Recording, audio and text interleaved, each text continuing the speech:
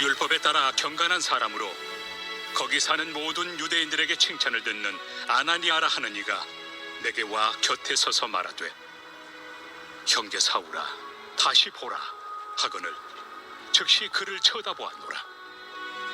그가 또 이르되, 우리 조상들의 하나님이 너를 택하여 너로 하여금 자기 뜻을 알게 하시며 그 의인을 보게 하시고 그 입에서 나오는 음성을 듣게 하셨으니 내가 그를 위하여 모든 사람 앞에서 내가 보고 들은 것의 증인이 되리라. 이제는 왜 주저하느냐? 일어나 주의 이름을 불러 세례를 받고 너의 죄를 씻으라 하더라. 후에 내가 예루살렘으로 돌아와서 성전에서 기도할 때 황홀한 중의 봄에 주께서 내게 말씀하시되, 속히 예루살렘에서 나가라. 그들은 내가 내게 대하여 증언하는 말을 듣지 아니하리라 하시거늘 내가 말하기를, 주님, 내가 주를 믿는 사람들을 가두고 또 각 회당에서 때리고 또 주의 증인 스데반이 피를 흘릴 때에 내가 곁에 서서 찬성하고 그 죽이는 사람들의 옷을 지킨 줄 그들도 아나이다. 나더러 또 이르시되, 떠나가라. 내가 너를 멀리 이방인에게로 보내리라 하셨느니라. 이 말하는 것까지 그들이 듣다가 소리질러, 이러한 자는 세상에서 없애버리자. 살려둘 자가 아니라 하여 떠들며 옷을 벗어 던지고 티끌을 공중에 날리니 천부장이 바울을 영내로 데려가라 명하고,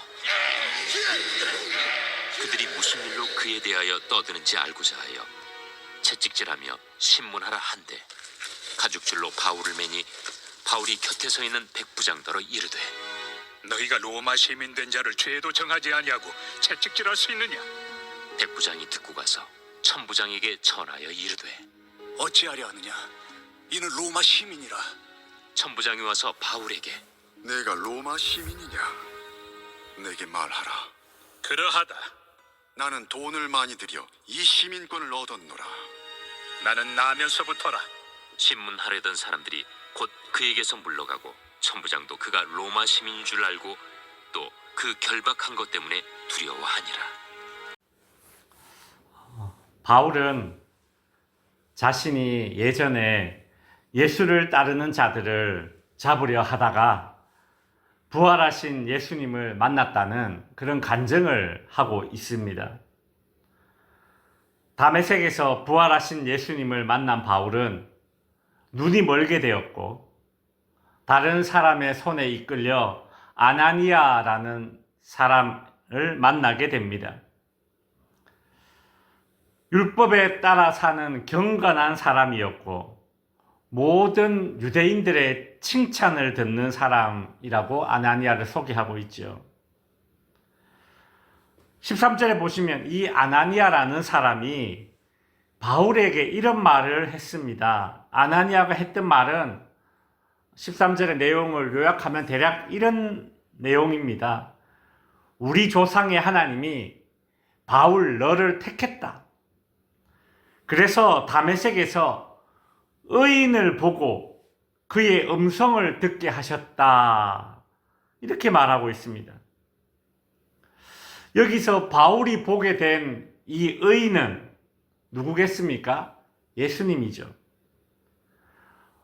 바울이 들은 의인의 음성은 예수님의 음성입니다.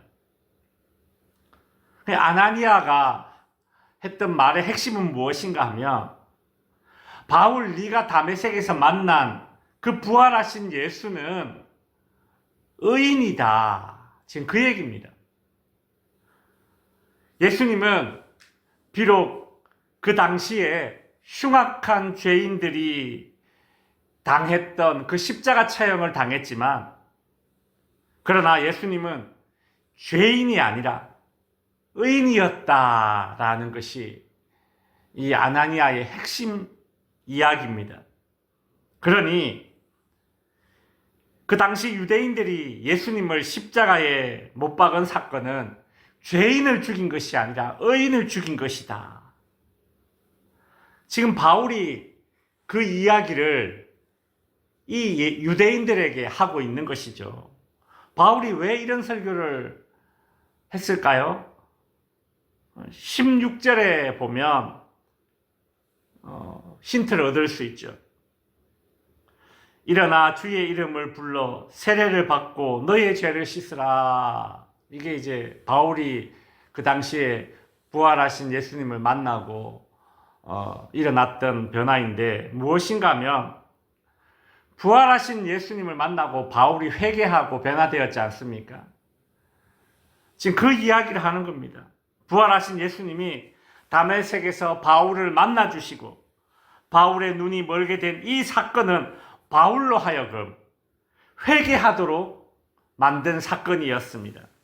마찬가지로 지금 바울이 유대인들에게 이와 같은 설교를 하는 이유는 내가 그때 부활하신 예수님을 만나고 회개했듯이 유대인 너희들도 회개하라는 그런 말입니다. 너희가 죽인 예수는 죄인이 아니라 의인이었다. 그러니 회개하라는 것이죠. 바울의 설교는 여기서 멈추지 않습니다. 17절부터 21절에 나오는 이 내용을 보면 어떤 내용인가 하면 바울이 이제 자신이 성전에서 기도를 하고 있는데 그 기도 중에 부활하신 예수님이 또 나타나셨다라는 그 얘기를 하고 있어요.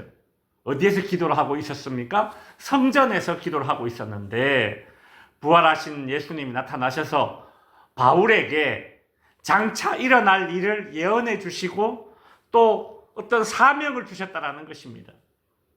그런 이야기를 했습니다. 그러자 유대인들의 이 반응이 어떻습니까? 22절에 보시면 이 말하는 것까지 그들이 듣다가 소리질러 이르되 이러한 자는 세상에서 없애버리자, 살려둘 자가 아니라. 그리 아주 막 극대노를 하고 있죠. 바울의 설교를 들은 유대인들이 이처럼 화를 내는 이유는 첫째는 자신들이 죽인 예수가 죄인이 아니라 의인이었다. 이렇게 바울이 말함으로써 의인을 죽인 유대인들이 이제 반대로 죄인이 되는 것입니다. 두 번째, 이 유대인들이 또 화를 내는 이유는 바울이 성전에서 기도할 때에 예수가 나타나셨다. 이제 그 이야기거든요. 이 말 때문에 유대인들은 화가 엄청 났습니다. 유대인들에게 성전은 매우 거룩한 장소입니다. 성전에서는 하나님이 계시고 또 그 하나님의 계시가 주어집니다. 그런데 그런 유대인들이 그렇게 중요하게 여기는 그 성전에서 자신들이 죄인으로 여겼던 예수가 나타났다는 거예요. 그리고 하나님이 성전에서 이스라엘 백성들에게 제사장을 통해서 계시를 주듯이 이 자신들이 죄인이라고 여겨서 십자가에 못 박아 죽였던 그 예수가 성전에 나타나서 바울에게 계시를 주었다라는 그 설교를 듣자마자 유대인들은 화가 난 것이죠. 이것은 유대인들 입장에서는 성전을 모독하는 말이요, 신성모독으로 받아들여졌습니다. 그래서 바울을 세상에서 없애버리자라면서 지금 화를 내고 있는 것이죠. 바울은 유대인들에게 회개를 촉구하기 위한 목적으로 이 같은 설교를 하였으나 유대인들의 반응은 어땠습니까? 회개가 아니라 오히려 더 완악해져서 바울을 죽이려 달려들고 있는 것이죠. 말씀이 전해지고 진리를 들려주면 사람들이 돌이킬 줄 알았는데 오히려 더 완악해졌습니다. 온 몸이 더러운 사람에게 밝은 빛을 비춰줬더니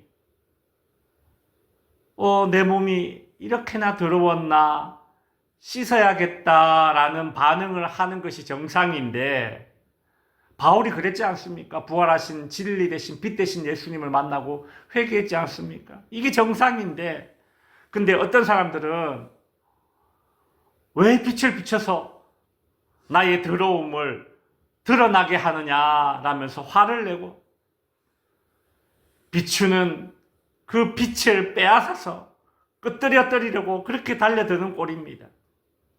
이것이 유대인들의 지금 모습이에요. 진리의 빛 앞에 드러난 더러운 죄악의 특징입니다. 참 그런 의미에서 저와 여러분이 진리의 빛되는 복음을 듣고 회개라는 합당한 반응을 하고 주님을 믿고 따르게 된 것이 참 얼마나 큰 은혜인지 모릅니다. 저와 여러분이 예수 믿은 것은 은혜 중에 은혜입니다. 바울의 설교를 듣고 유대인들이 극대노하면서 바울을 죽이려고 했죠. 바울이 히브리어로 설교를 했기 때문에 로마 천부장은 알아듣지 못했습니다. 근데 막 소동이 점점 더 커지니까 바울을 데려다가 채찍질해라, 천부장이 이렇게 명령을 내려요. 그러자 바울이 내가 로마 시민권자인데 죄가 정해지기도 전에 채찍질하려 드느냐라고 따집니다. 로마 시민권을 가진 자를 신문하기 전에 때리는 것은 로마법을 어기는 것이죠. 바울이 로마 시민권자임을 알게 된 천부장은 깜짝 놀라서 자신의 실수를 이제 무마해야 됩니다. 그러기 위해서라도 성난 이 유대 군중으로부터 바울을 보호하는 역할을 하게 되는 것이 이제 이 로마 천부장의 해야 될 일이 된 것이죠. 이제 말씀을 마칩니다. 바울은 유대인들에게 회개를 유도하기 위해서 오늘 본문의 설교를 했습니다. 그러나 유대인들은 회개하기보다는 더 완악해져서 바울을 향해서 이러한 자는 세상에서 없애버리자라고 외쳤습니다. 말씀에 대한 합당한 반응, 그것은 설교자의 능력에 달린 것이 아닙니다. 또는 듣는 사람의 의지에 달린 것도 아닙니다. 말씀에 대한 합당한 반응은요, 하나님의 선택과 섭리에 달린 것이에요. 하나님의 선택과 섭리 안에서 나 같은 사람이 합당한 반응을 보이고 회개하고 예수 믿고 진리의 빛 안에 살게 된 이 은혜를 깊이 감사할 수 있는 그런 저와 여러분이 될 수 있어야겠습니다. 기도하겠습니다.